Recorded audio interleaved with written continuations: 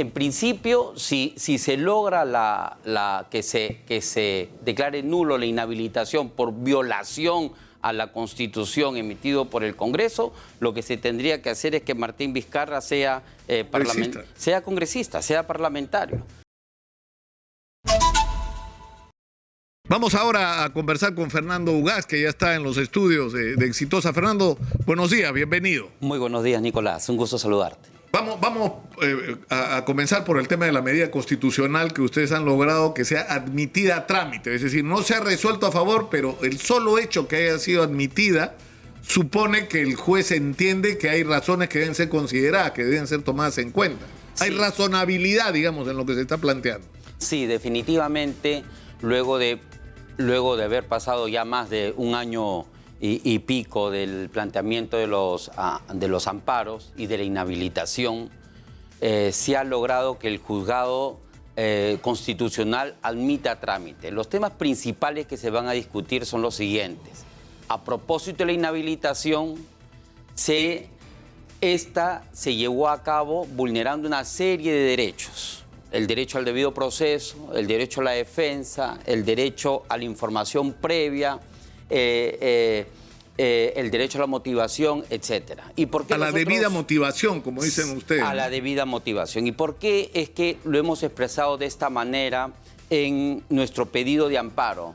En principio, las notificaciones al presidente Vizcarra eran de un día para otro, o eran días sábado o domingo. Nosotros justificábamos que teníamos declaraciones ante la Fiscalía de la Nación con notificaciones previas a las citaciones del Congreso. Lo entendían como injustificadas y ya no reprogramaban las declaraciones.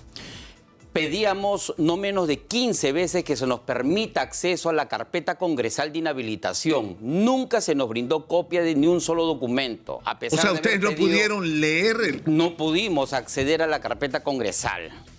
Posteriormente solicitábamos que nos den plazo para los descargos. No se nos daban plazos para los descargos. Luego de ahí, los mismos miembros parlamentarios adelantaban opinión. Los mismos que iban a emitir pronunciamientos adelantaban opinión, describiendo que Martín Vizcarra había cometido una serie de delitos y que debía ser inhabilitado. De tal manera que no hemos tenido nosotros lo que se llama una especie, entre comillas, de tribunal imparcial objetivo para que se dé una decisión dentro de un debido proceso y que se permita que la defensa también haga lo propio para que escuchen las razones y decidan de buena manera. El hecho que sea una entidad política no significa que estén a espaldas de la Constitución. Y la Constitución describe que también los parlamentarios deben respetar la Constitución. Y los juicios políticos y todos estos procedimientos parlamentarios también se deben respetar estándares correctos. De acuerdo. Ahora, pero el tema es el siguiente. La gran pregunta es esta. Por lo que he escuchado, ¿no es cierto? No solo ahora, sino antes. ¿Cuál es la razón por la que han inhabilitado a Martín Vizcarra? Porque tienes que, es decir, la debida motivación. Es decir, tú tomas una sanción, te inhabilito durante 10 años, a lo que han agregado, creo, después 5 más, no puedes hacer ejercicio de la función pública. Pero, ¿por qué razón? O sea, ¿cuál es el argumento? ¿Que has cometido un delito? Sí, los temas que han llevado a que se precipite son dos ámbitos dentro de un contexto concreto. En principio, a él se le abrió investigaciones con Juárez Atoche, con el fiscal Juárez Atoche, sobre estos temas de Obrains y los colaboradores. Lo que se describía, lo que afirmaba la defensa, es que esos eran temas que se tenían que esclarecer a nivel fiscal y que se tenía que esperar la cadencia de la investigación y que estos no habilitaban procesos correctos para inhabilitación en lo más mínimo. También se dio el contexto de la vacunación y el tema de la vacunación también la defensa describió que este tema tenía que ver con vacunas que estaban aún en etapa de prueba. Todavía no se había verificado la eficacia de las vacunas que se estaban implementando. De tal manera que es en este contexto donde el Congreso decide la vacancia presidencial, correcto, y posteriormente la inhabilitación, correcto, y sacarlo del cargo, ¿no? Claro, ya. Ahora, sin embargo, digamos, el tema es que en el punto de la vacancia, lo que la Constitución del 93 establece es algo que puede terminar siendo arbitrario. O sea, no define qué es permanente incapacidad moral, simplemente señala el título, el presidente puede ser vacado por permanente incapacidad moral. Y lo que se ha establecido con intervención del Tribunal Constitucional es que como es un asunto precisamente tan amplio que se puede prestar a tanta subjetividad, debería requerir la mayor cantidad de votos posibles, y es ahí donde se introduce los 2/3. Por recomendación del Congreso, del Tribunal Constitucional, el Congreso modifica el reglamento y establece que se necesitan 2/3, ahora son 87 votos. El problema es que lo que necesitan no son razones. Si tienes 87 votos, según la Constitución puedes vacar al presidente, porque como no está definido qué es incapacidad moral permanente, es el Congreso el que puede decidir qué es y qué no es. Eso es un tema. Pero el otro es el de la inhabilitación. Entonces ahí es donde se plantea la preocupación que yo entiendo. ¿Cómo vas a inhabilitar a alguien por la comisión de un delito sobre el cual aún no te han declarado culpable en el sistema de justicia? No puedes. Eso es totalmente aberrante. Y lo más importante es que acá en esa etapa, en principio, hay que recordar el tema histórico. A ver, sale una noticia en El Comercio y una noticia sobre declaraciones de algunos colaboradores. Correcto. Y es una investigación supuestamente reservada, exitosa, que la defensa no ha tenido participación. Ahora estamos dentro de un contexto de una homologación de la colaboración eficaz del señor Hernández. ¿De qué se trata esto? Una colaboración eficaz es un procedimiento a espaldas de la defensa. O sea, hay que entender que la defensa no ha podido ofrecer pruebas para contradecir, no ha podido dar su versión paralela e independiente, ¿correcto?, sobre WhatsApps, no ha podido precisar, ¿correcto?, un contrainterrogatorio de los declarantes, no ha podido encarar, no ha habido confrontación, o sea, no ha podido descargar frente a esa imputación. Pero sin embargo la Corte considera que la colaboración es tan confiable, tan creíble, que ya sentenciaron a Hernández. Sí, pero lo han sentenciado a él, no lo han sentenciado a Martín Vizcarra, si no se convertiría en una sentencia anticipada. No, está claro, pero me refiero a que han dicho, en el caso de la participación de Hernández en estos hechos, ha reconocido que ha habido actos delictivos, ha reconocido su participación en ellos, ha brindado información sobre la responsabilidad no solo de Martín Vizcarra, sino de otras personas, y la Fiscalía ha podido acreditar ante el sistema de justicia que esa información es verdadera. Por lo tanto, le damos la razón al señor Hernández y lo sentenciamos benévolamente a un año de prisión que no debe cumplir. Sí. Es decir, el señor Hernández está en este momento en su casa. Sí. Entonces, el problema es que lo que te está diciendo no solo la Fiscalía, sino la justicia, la Corte Superior, es que la información de Hernández es verdadera. Es decir, que sí hay pruebas de que Martín Vizcarra recibió dinero ilegal. No dice que es verdadera, dice que el sistema le cree, que es creíble, que le parece verosímil, porque debe haber una verdad inverosímil o una mentira verosímil. Exitosa. En este caso, lo que le dice el sistema, para mí lo que tú me dices es verosímil, y por eso es que para mí yo te entrego tal sanción para este caso de colaboración eficaz. Pero lo concreto y lo puntual es lo siguiente. Luego de haberle dado una homologación, esta persona se convierte en un testigo dentro del proceso. O sea, hay que entender que él va a ser un testigo dentro del proceso. El hecho que hayan otorgado un beneficio de colaboración eficaz a una persona no significa que ya no existe un proceso en el cual se pueda defender el presidente Martín Vizcarra y cualquier otra persona. Mira, yo entiendo que lo que tú dices es, eso no convierte automáticamente en culpable a Martín Vizcarra. En lo absoluto.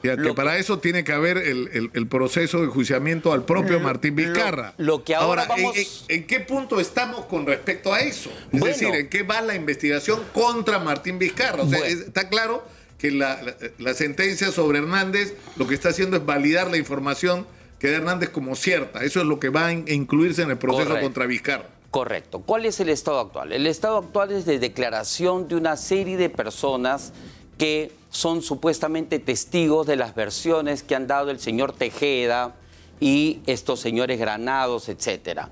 Y dentro de esta etapa de declaraciones, las mismas personas están declarando que lo que habría dado, por ejemplo, el señor Tejeda no es un préstamo. O sea, ha habido acá y se está demostrando durante el proceso que lo que se han hecho son pagos correctos, facturables. O sea, no ha habido un préstamo ni adelanto de utilidades. Correcto. Entonces son temas internos dentro de la empresa. Ya, pero Fernando, pero eso también puede ser fórmulas, o sea, las empresas, y sobre todo cuando son corporaciones y que tienen accionistas o que algunas de ellas cotizan en la bolsa, es decir, tienen que buscar las fórmulas legales y contables para cubrir el pago de una comisión ilegal. Sí, pero lo que no... Porque el problema es cómo te explicas que haya todo esto está facturado y por todo esto se ha justificado la supuesta prestación de servicio, pero Hernández recibió plata en efectivo y ha confesado que la ha recibido, ¿no es cierto? Es que ahí hay un tema que es de máxima experiencia. Si yo voy a dar una declaración de colaboración eficaz y yo digo que he hecho un tinglado, una coartada, para tratar de que esto, lo que era supuestamente para coima, se vea o sea un préstamo, entonces tiene que aparecer el tinglado del préstamo para supuestamente justificar la coima que habría salido. Y si también se dice que hicieron otra coartada, otro tinglado para adelanto de utilidades, como pretexto para que salga la segunda coima, entonces lo mínimo que debe existir son papeles que demuestren préstamo y papeles que demuestren adelanto de utilidades. Cuando uno va a ver los papeles de los préstamos, no son préstamos, son pagos facturados con códigos contables de factura de servicios entre una empresa y otra empresa. Y en el tema de adelanto de utilidades tampoco hay un tema de adelanto de utilidades que tienen códigos contables de préstamo de adelanto de utilidades, sino de pago de servicios a empresas OP Construction, que son además temas relacionados a ellos. De tal manera que lo que nosotros tratamos de decir es que lo que hay que verificar es el ingreso de dinero, o sea, las cuentas de OP Construction, el ingreso de dinero y la generación de facturas para esos temas. O sea, entonces es un tema que aún está en investigación. Ustedes lo que dicen es Martín Vizcarra no recibió ningún dinero de Obrainsa y de... Lo que nosotros decimos es que los papeles entregados por Obrainsa y el consorcio Obrainsa-Astaldi, esos documentos demuestran que son pagos por servicios y pagos por productos facturables. Pero una cosa es que lo haya facturado y otra cosa es que el servicio se haya prestado realmente, porque eso es una de las fórmulas que han usado los sistemas. Es decir, la corrupción se ha articulado de una manera increíble. Es decir, y esto es un tema que debería incluir en la investigación no solo algunos estudios de abogados, sino algunos estudios contables que han desarrollado sistemas para cubrir el pago de comisiones ilegales. O sea, si tú tenías que pagar, en el caso del Club de la Construcción, 8% de comisión ilegal, ¿cómo justificabas en tu contabilidad que estabas pagándole 8% a funcionarios corruptos? Inventabas facturas, servicios que no se prestaron, hacías malabares contables para justificar un acto ilegal. Pero Nicolás, ya no estás en ese malabar, estás en un procedimiento de colaboración eficaz. Y en el procedimiento de colaboración eficaz lo que tienes que decir es la verdad. Y tú no le puedes decir al fiscal, señor, yo hice todo un tinglado de un préstamo, yo hice todo un tinglado de adelanto de utilidades. Pero eso no es lo que dice, Hernández. Perdón. Hernández lo que dice es que él recibió dinero, que el dinero era para Martín Vizcarra, que él fue el intermediario. O sea, eso es lo que él dice. Ahora, ¿cómo justificó la empresa los movimientos de ese dinero? Es otra cosa. No, estoy hablando de Tejada. Yeah. Correcto, Obrainsa y Astaldi. El Hernández es de ATA. Claro, pero lo que te digo es, pero cuando Hernández dice, yo he sido intermediario de estas operaciones, yo puedo dar fe que ha habido... O sea, ¿de qué habla? ¿De dinero que era para él en realidad? Y dice, y mi prueba es mi trabajador que ha trabajado conmigo 20 años. Mi prueba es mi chofer. Mi prueba es la persona que yo le llevó a trabajar al Ministerio de Agricultura. Esa es mi prueba. La pregunta ¿es posible que un colaborador eficaz se corrobore con otro colaborador eficaz? O sea, entre colaboradores eficaces La idea es que se eleve el estándar de acreditación en las colaboraciones eficaces. La prueba debe ser externa, la prueba debe ser independiente, la prueba debe ser algún nivel de objetividad e independencia sobre la fuente de prueba. No puede ser pues su trabajador de hace 20 años y que además le da de comer porque lo lleva a trabajar al Ministerio de Agricultura por más de 10 años más. Ese no puede ser la prueba. La prueba del señor Tejeda no puede ser su chofer, que además dice en su declaración que siempre le daba cheques para cobrar. O sea, si ese señor, correcto, al chofer se le levanta el secreto bancario, se va a verificar que siempre se le pedía que saque dinero del banco. La pregunta es, ¿por qué de esos 1000 casos donde ha sacado cheques del banco ya cobrado, correcto, cualquiera podría ser el beneficiario? Podría ser yo, podría ser tú, podría ser cualquier persona. Pero... Esas no pueden ser digamos, las pruebas anecdóticas, circunstanciales, coyunturales, no pueden ser pruebas de colaboración eficaz. Yo te voy a decir sinceramente la impresión que tengo, porque he estado revisando el caso de Petro en la Corte Interamericana de Derechos Humanos. Petro, el actual presidente de Colombia. O sea, realmente Vizcarra podría ganar el tema de la inhabilitación. Si no lo gana acá, lo puede ganar en la Corte Interamericana. Es decir, que se establezca que su inhabilitación para el ejercicio de la política, porque lo de la vacancia es un tema mucho más complicado. ¿Por qué? Porque el texto constitucional, en realidad, al final, quien decide qué es eso, cómo se come eso de permanente incapacidad moral, son los congresistas que deciden ponerle contenido a esa expresión tan amplia. Y que para vacar a un presidente solo necesitas 87 votos. Entonces, no necesitas razones, necesitas votos. Entonces, lo de la vacancia, puede haber la controversia que sea, pero, digamos, está cubierto por el texto constitucional. Sin embargo, en el tema de la inhabilitación, Vizcarra podría ganar. Eso es lo que yo pienso, pero es una victoria para que no le va a servir de mucho, porque está enfrentando, fíjate, no solo la colaboración de Hernández, se están cerrando otras colaboraciones eficaces de ejecutivos de ICSA, de Obrainsa y de INCOT. Es decir, no estás hablando de un colaborador eficaz, estás hablando de que la justicia está a punto no solo de, como ya hizo, validar la colaboración de Hernández, sino de la otra parte, ¿no es cierto? De los empresarios que son los que dicen nosotros pagamos. Y nosotros pagamos tanto. Sí, pero hay que ahí ya tú me dices, ya, pero ellos en realidad dijeron que era préstamo y no era préstamo, ¿no? Ya, pero digamos que ¿qué colaboraciones? O sea, un cojo se arropa con un ciego, el ciego se arropa con un enfermo terminal, o sea... Acá estamos hablando de colaboraciones que no se ajustan, de colaboraciones que se tratan de sostener a propósito de dichos de... Pero según tú, ¿qué acreditaría, o sea, qué prueba necesitarías? Que Martín Vizcarra haya emitido un recibo, recibí por medio de la presencia de los señores de INCOT la suma de tanto por comisión ilegal. Eso no existe, pues. No, pero tampoco puede significar que hay un dinero, una coima para un presidente de la República, para Martín Vizcarra, el hecho de que yo saco el dinero. O sea, Fernando Ugaz saca un dinero, Nicolás Lucas saca un dinero, Tejeda saca un dinero, esa es la prueba de la coima Martín Vizcarra. ¿Desde cuándo esa es una prueba para una coima? Pero es que no, o sea, no es solo así, pues no te pases. Estamos hablando... sacamos el dinero para que nos den la obra. Les dieron la obra. Hubo intermediarios para la entrega de ese dinero. Ya, ¿cómo se retiró? ¿Cuándo? Tanto. Acá está el retiro. ¿Quién trasladó el dinero? Tal. ¿Quién lo recibió? Tal. ¿El señor Hernández recibió dinero? Sí. Además, yo doy fe que era para Martín Vizcarra. Y no solamente él. No, o sea, no es. El tracto es el siguiente. Cuando se les ha preguntado a las personas que han tenido que ver con la adjudicación, se demostró que el gobierno regional de Moquegua no ha tenido participación en esa adjudicación, lo tenía una entidad independiente, y lo que se está tratando de afirmar es que previamente se le habría dado información sobre cómo debían ser los valores para que supuestamente gane. Pero la decisión sí la toma el gobierno regional.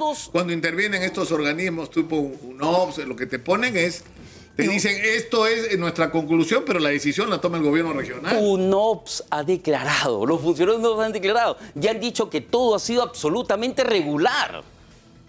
O sea, los funcionarios dicen que ha sido regular. No existe prueba que ha habido, correcto, una filtración de información. Pero explícame, Fernando, entonces, ¿por qué? O sea, se volvieron locos estos ejecutivos de Obrainsa, de ICSA, de INCOT, y se volvió loco Hernández de decir las cosas que están diciendo, que además en el caso de Hernández ya lo validó un juez y en el caso de los empresarios de estas tres empresas y consorcios lo está validando también un juez en los próximos días. Estos señores están dentro del Club de la Construcción, con peticiones de delito hasta más de 30 años, criminalidad organizada, colusión, peculado.